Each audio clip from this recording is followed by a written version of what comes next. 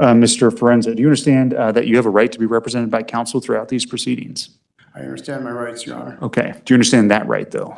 I understand my rights, Your Honor. Do you understand that right? I understand I have a right to counsel. Thank you. Mr. Forenza, what do you want to do for an attorney, sir? No, I have a right to represent myself.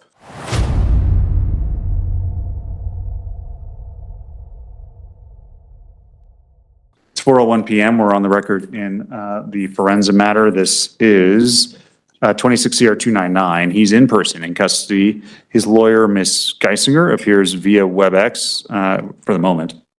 Ms. Geisinger, can you hear me? Ms. Bauer is here for the people. Ms. Geisinger, can you hear me? Ms. Geisinger, I can see that you unmuted yourself. Can you hear me? Nope, now you've muted yourself again. I object, Your Honor. No, you can't. Stop talking. Article 3. I'm not talking to you, sir. When I am done talking to your lawyer, I will find out what the next steps are. Ms. Geisinger. I'm here, Your Honor. Okay, Ms. Geisinger, good afternoon. Good afternoon.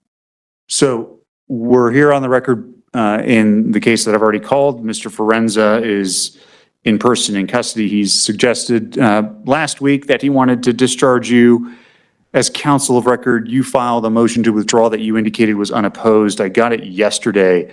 I didn't want to grant it until I heard from Mr. Forenza specifically about that mention of it being unopposed. So I'm going to give Mr. Forenza a chance to tell me, do you object or not object to your counsel withdrawing? I want her to withdraw. Okay.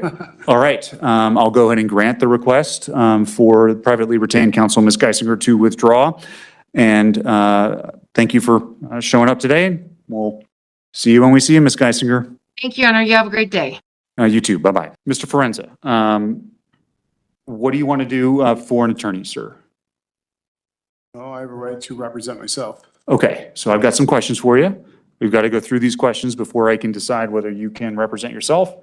And when I'm done with that, I object because you cannot make a determination on my behalf. okay. So Mr. Forenza, I'm here by limited special appearance. I don't waive any rights. And I challenge jurisdiction, all jurisdiction, and I want to establish, demanding established on the record before we move forward any proceedings. okay, Mr. Forenza. And I preserve the record for appellant. Mr. Forenza, do you understand that you have a right to be represented by counsel throughout these proceedings? I understand my rights, Your Honor. Okay. Do you understand that right, though? I understand my rights, Your Honor. Do you understand that right? I understand I have a right to counsel. Thank you. And I'm going to tell you, sir, that we can play this game. You're It's not welcome. Your Honor, No, this is stop. my Let me life. finish. You are welcome to do this.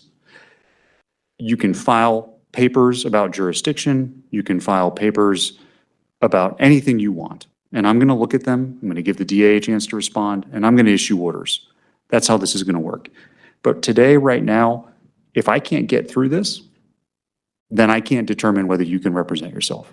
That's the law in the state of Colorado. Whether you agree with it or not, not my problem. That's a violation of my rights. Okay.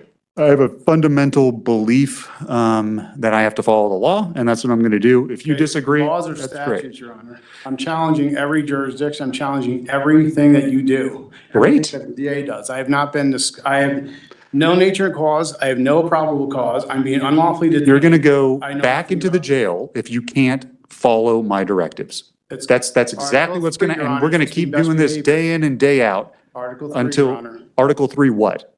Subsection 1, you're supposed to be in Of good what? behavior. Of the Constitution, Which Constitution? not the state, the United States Constitution. I'm an Article 3 judge?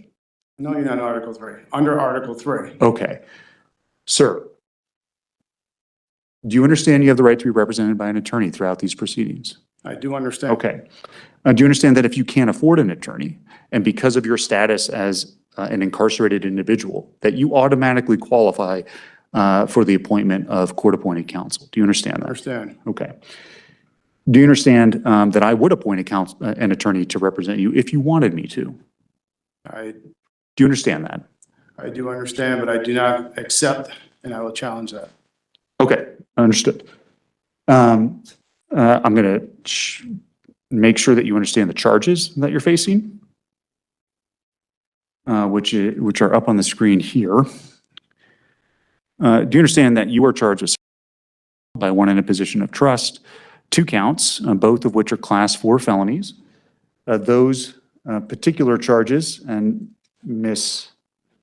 Bauer, please correct me if I'm wrong on the possible penalties, carry with them the possibility of 2 to 6 years to life in the Department of Corrections, followed by an indeterminate period of parole.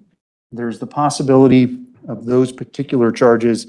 I'm not sure if they're extraordinary risk crimes, but if they are, then Ms. Bauer? Yes, it's 2 to 12 to life. They are extraordinary risk. Okay, so then the possible penalties are 2 to 12 to life in the Department of Corrections. And what that means, Mr. Forenza, to break it down in somewhat more layman's terms, is if you were convicted either by plea or at trial, it would be a sentence, it could be a sentence of any number between 2 years and 12 years, and then it would be up to the remainder of your natural life. So it would be a sentence of 2 years to life, 5 years to life, 12 years to life, whatever the number at bottom is fixed, up to the remainder of the natural life, followed by the applicable period of parole. That's the range for those 2 offenses. Exploitation as a Class 3 felony, that's also an extraordinary risk crime, I believe. That is 4 to 16 years in the Department of Corrections in the presumptive range, all the way up to 32 years in aggravated circumstances, as little as 2 years in mitigated circumstances. That would be followed by 3 years of parole. That is not an indeterminate sentence. So that is just a fixed number of years, and that's it. Exploitation, Class 6 felony, same thing. It's fixed sentence, it's a determinate sentence, 1 year to 18 months in the Department of Corrections in the presumptive range, all the way up to 3 years in extreme aggravated circumstances, as little as 6 months in extreme mitigated circumstances. If you were to go to prison, that would be followed by 1 year of parole, by one in a position of trust as a part of a pattern of abuse, Class 3 felony. Again, Ms. Bauer, please correct me if I'm wrong, but I think that one would be 10 years to 32 years to life? No?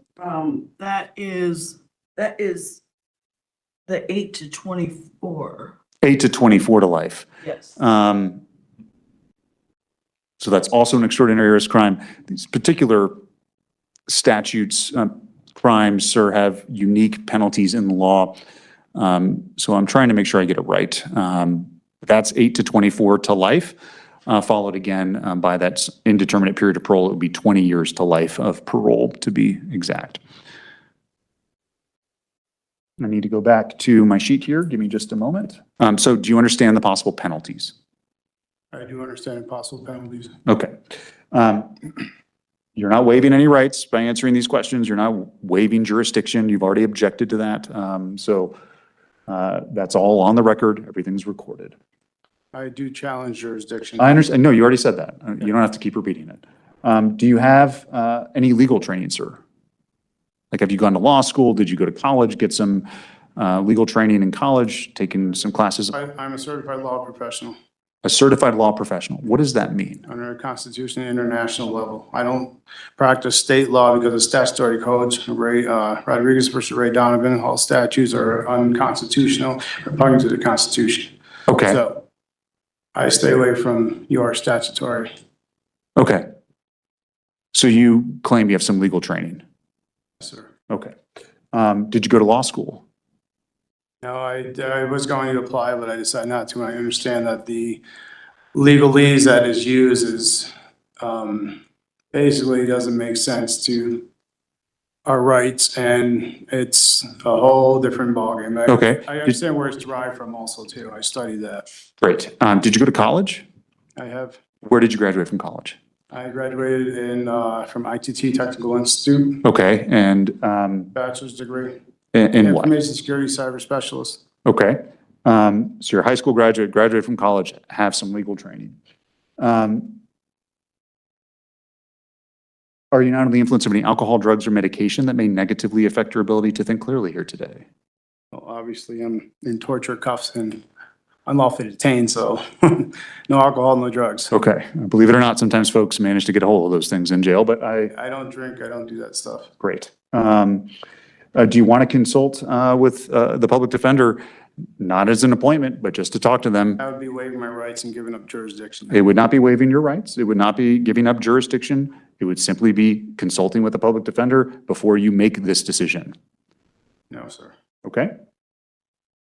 Do you understand that criminal law is a remarkably complicated area, that folks like Ms. Bauer have been doing this longer than I have. They've gone to law school. They've practiced law for many years. They've had to take a test, pass a bar exam. It's complicated. It's not easy. Do you understand that? I do understand that I'm being deprived free access to the courts and law to defend myself. And there's no resources for us here. And that's a violation. Okay, I do understand that. Okay. So had I have more stuff to do what I have to do and discovery and also Brady content, extrinsic, intrinsic evidence, everything, I would be able to fight my case. Okay. But I'm being dragged through this with nothing. So I've been unlawfully detained for 104 days now with nothing. Okay. You think that's fair? That's unfair trial. Okay. So do you understand that criminal law is a complicated field? I do understand it's complicated. Okay. Do you understand that you have the right to remain silent and that anything you say can and may be used against you at future court proceedings? You understand? Do you understand that you have the right to confront, cross-examine witnesses, put on evidence in your own defense, demand a trial before a jury or a judge? That's correct, and face to face. Okay. And do you understand you have the right to subpoena witnesses to compel them to testify on your behalf or as part of your case? That's correct, sir, but it's hard when I'm here and I have no resources to do that. So again, it's one-sided and the thumb is on the scale. Okay. Do you understand that once you make this decision, there's a distinct possibility that there's no going back?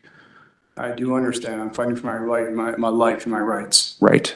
And you understand that by doing so, without counsel representing you, without the public defender, without privately retained counsel, that you take a great risk of not doing this right. I take a great risk with counsel and I do understand the risks involved. But Tell me what the risks involved are. not being provided the essential elements to the case. Okay. Can defend it. I have 104 days. You know what I could have done with that? I've had my property stolen by these guys. I've had money stolen, my life stolen, and this goes farther back than this from Mesa County. Yeah. So there's a lot more involved in this than just this. Right. I've been stripped of my life, liberty, and property. So going back to the consequences that you're looking at, you talked about the 104 days you spent in jail. I told you a few moments ago, if you are convicted at trial, the ultimate consequence here could be the rest of your life incarcerated. That's correct. And you want to run the risk of trying to represent yourself, thinking you're going to do it better than anyone else who could assist you, period. Your Honor, this is a racketeering system here. I've talked and I've interviewed many people here, and it's the same thing with the public defenders. You put excessive bails. You just go to extreme, taking their life away. And I understand there's certain consequences. Yes, you have to do what you have to do. But I'm hearing the stories. I know stories. I've learned a lot here. Yeah. I've learned a lot. A lot's going to be exposed. Okay. So what me going with an attorney is going to be no different than me doing it myself. Okay. I've had an attorney I paid for, and effective counsel, they don't even call me. I tell them I need this done, that done. They don't even do it. Okay. So how is that even worth wasting my time with? So I don't know. I can't tell you the answer to that question. I mean, that was a privately retained attorney, whether it was privately retained or not. I don't know that I could answer the question, With but defenders, Your Honor, I get them and they go behind my back and I find out I'm not going to go because I'm going to be filing on that, but stuff that happened. okay. This is an injustice system. Okay. All right.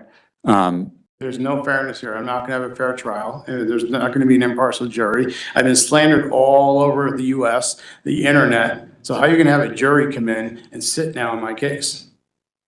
It's your duty to make sure that that doesn't happen. Right. It's beyond that. Yeah. It I is mean, beyond that. it is my job to make sure you get a fair and impartial jury, and I will make sure that happens if and when we get to that point.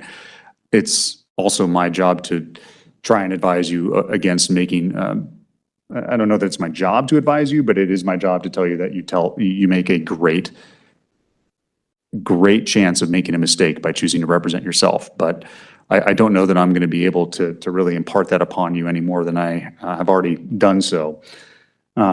Especially when you have as much on the line as you do. You've convinced yourself that you can do it better. So, Your Honor, if you don't mind. sure, So, I might mind. You know, Depends. the excessive bail. Yeah, we're not talking about bail. Sir. No, I And understand. and I didn't set your bail, by the way. I just upheld it when we had a bail But hearing. the So- prosecution fabricated, they didn't produce any evidence to me, submitted to me, Mm-hmm. and they used content that shouldn't even been in there, basically saying that I'm a threat to the public. Mm-hmm. Well, if this is back in 2010, 2011, I've been, Remember, you have the right to remain silent. right, but there's nothing else.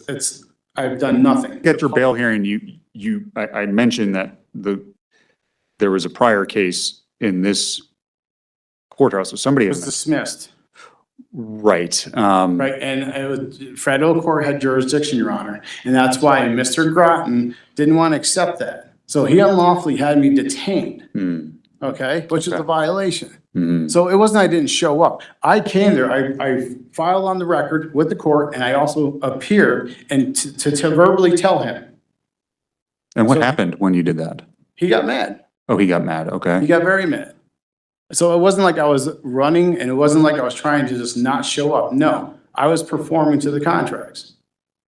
And now they're dismissed. So I'm not a threat. If I could be released to go do what I have to do, I mean, my finances, my credit shot, I mean, talking about unusual punishment, this is it. It's destroyed my life, my reputation. I would just like to get out there so I can get my stuff together and do what I have to do to come in here to fight this, because there's a lot more to this than what they know. Okay, And my evidence has been taken from me. all right. There's a lot more to this than, trust me, it goes farther than this. All right. Well, like I said, if you think you're going to be able to do it better yourself from the position that you're situated in the Mesa County Detention Facility than an attorney representing you advocating on your behalf, then then that's your choice. And I'm going to honor that request. So I'm going to find that the defendant has knowingly, intelligently, voluntarily waived his right to counsel. This is his decision alone. He has full awareness of the right that he's exercising. And he is competent and capable to at least the minimum degree to be able to litigate these matters himself. So with that being said, Mr. Forenza, this is otherwise a review hearing. So you're going to have to follow all the rules of court, all the rules of law. Like Ms. Bauer would, you're not going to get any breaks or benefits because of your status as a pro se defendant. And What Your would you Honor, like to do today, sir? Personam, pro se. is Yeah, obviously a okay. You can put all that in writing. What would you like to do today, sir? Well, I'd like to express the excessive bail. Okay, we're not going to address bail on the record because we've already done it in person. There's a specific statute that allows you to demand a hearing on the issue of bail one time in person. You can file that motion and I will look at it and then we can schedule it for a hearing. So what would you like to do next? I would like to compel the prosecution to turn over all discovery. Very well. Extra- They have to give it to you by law. I imagine your counsel, or former counsel, I'm sorry, Ms. Geisinger has all of the discovery, but the prosecution has an obligation to now give it to you directly. It may be, I don't know what facilities the jail has for you to be able to watch it, look at it. Some of it, I think, I don't know. I don't know if any of it is of a nature, given the charges, that would require some further accommodations. But at least the bulk of it should be able to be transferred to the defendant. Ms. Bauer, how quickly can you get it to him? Well, there is CSAM, so can't transmit that to him. And I know that a lot of the discovery, we had been asking the defense attorney for a flash drive because it was too much to be able to just send. Okay, well, you're gonna have to get it to him. So whether you put it on a disk, flash drive of your own, they'll be getting you your discovery and they have to do it within a prescribed period All of of it, time. including the Brady content, Your Honor. Well, of course, they have to. they have to give you exculpatory information that's in their possession. Otherwise, they risk losing their right to practice law. And by they, I mean Ms. Bauer and anyone else who may handle this case.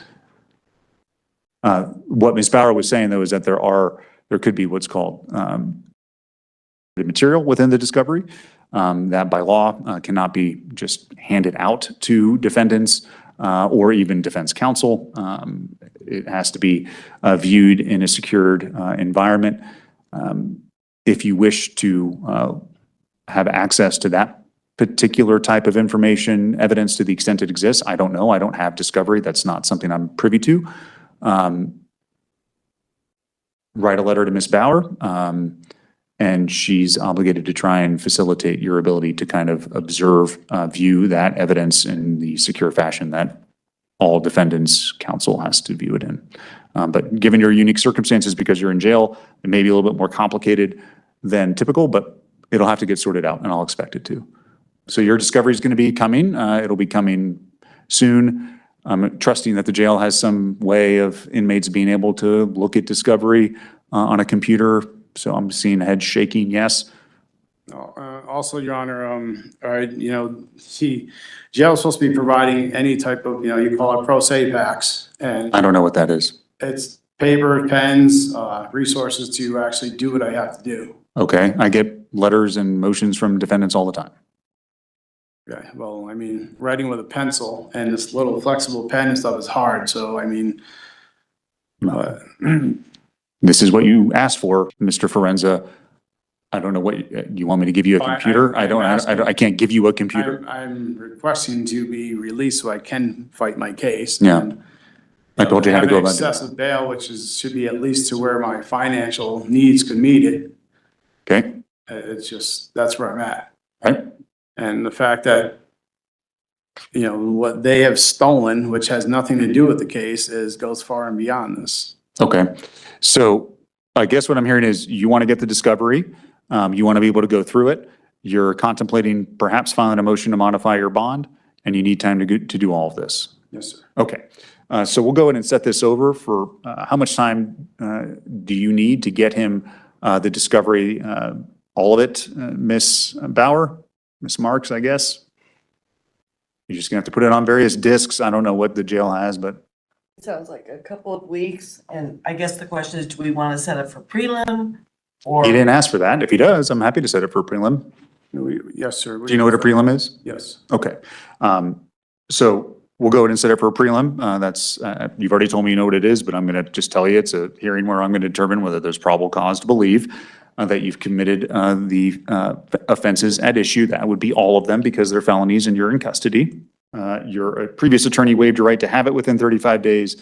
So I don't have to set it within 35 days, but I imagine you probably don't want it set that quickly because you want to at least have a chance to look at the evidence before you can go Yes, forward. please. Okay. Yes, please, what? I'm sorry. I would like to see what. Yeah. So I'm going to give you a little bit of time and then if technically you don't have a right to discovery before the hearing in the first place, but I'm going to do my best to accommodate this so you can have a chance to go through as much of it as humanly possible and present your case. About an hour is what I'll set aside. How about September 8th from 8:15 till whenever we're done? I'll say 9 a.m. We're going to come back sooner than that, Mr. Forenza, just to make sure that we're moving along and you've got your discovery. that's fine. Okay, so September 8th at 8:15 will be your preliminary hearing to 9 a.m. We'll come back, let's say a couple weeks, few weeks before, August 20th. It's been a month away at 8:15. Like I said, if you file that motion to modify your bond in writing, subject to the statute that I've alluded to, we could end up moving that August 20th date up sooner for that hearing. Anything else, Mr. Forenza? No, Your Honor. Okay. Mr. Forenza, I said you may not, there may very well be no going back in terms of your decision to represent yourself. I want to see you have the best chance here, sir. I don't have a dog in this fight, whether you believe that or not. I don't care. I understand you're but- there to. But My goal is to make this as fair as possible for all involved. You have a ton of rights. You have this basket of rights, and you can compromise your ability to exercise those rights if you don't know how to use them correctly. A lawyer could help you. That's all I'll say. So when I said, once you go down this road, you may not be able to go back. The further and further down this road we go, the less and less likely it becomes that I'll be entertaining a motion or a suggestion from you. Judge, I realize I've gotten in too deep. I don't want to spend the rest of my rest of my life in prison because I made some terrible choices about not getting a lawyer, this, that, or the other thing. Can you please appoint a lawyer? Please give me a second chance. He's letting them know now or never. Just know that. Your Honor, my experiences with 5 lawyers have done absolutely nothing for me but drain my money. Okay, well, I don't know if you've had public defenders before. They know what they're doing. They're excellent attorneys. That's all they do. I understand you may think there's a conspiracy between them and the prosecution and maybe the court. I don't know. I told you the other day, if you have such evidence, there are some folks who would be really interested in looking at it.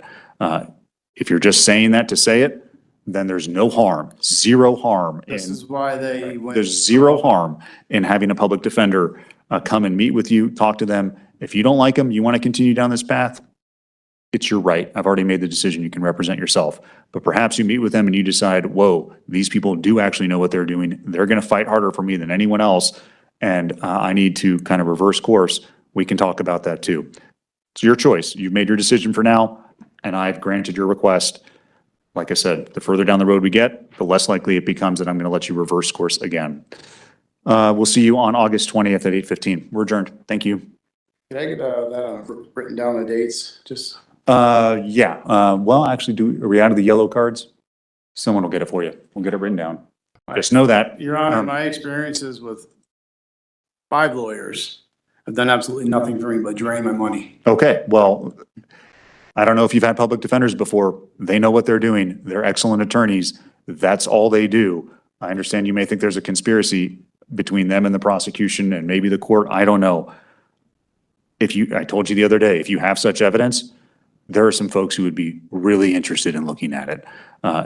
If you're just saying that to say it, then there's no harm, zero harm. This is why they went. There's zero harm in having a public defender come and meet with you, talk to them. If you don't like them, you want to continue down this path, it's your right. I've already made the decision. You can represent yourself. But perhaps you meet with them and you decide, whoa, these people do actually know what they're doing. They're going to fight harder for me than anyone else.